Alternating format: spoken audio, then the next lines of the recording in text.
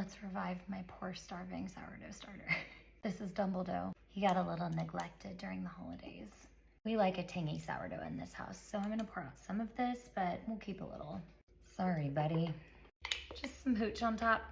I'm gonna do 2 of these because I like to have one ready on the counter, and I also like one to keep in the fridge just in case. So I'm gonna do 1/2 cup starter. Sometimes we really overcomplicate sourdough. My ratio is 1-1-2.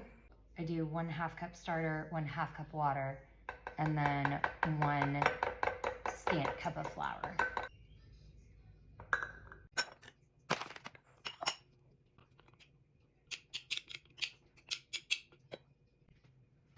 So I'm gonna do a 1/2 cup of water.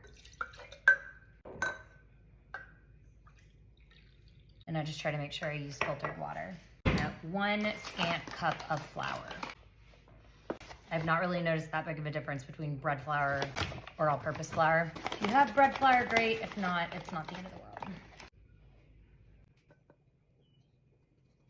Now, I do really recommend having a food scale for the bread making. It just saves a lot of time. But for this part, not really necessary in my opinion.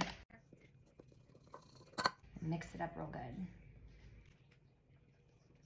And ideally, like if you do this in the morning, it would be ready to use by the afternoon, but this has been in the fridge. I'm real hungry for a couple months, so it'll probably take another feeding before it's up and ready to go. But this is kind of the consistency that you want, just sort of like a thick paste.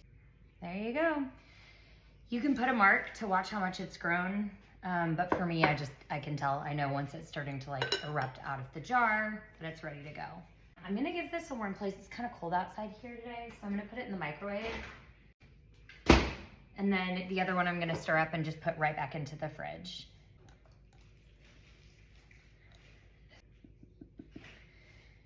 Okay. Put the lid on, pop this in the fridge. So you can see the difference between the freshly fed starter and a hungry starter. This is like soup.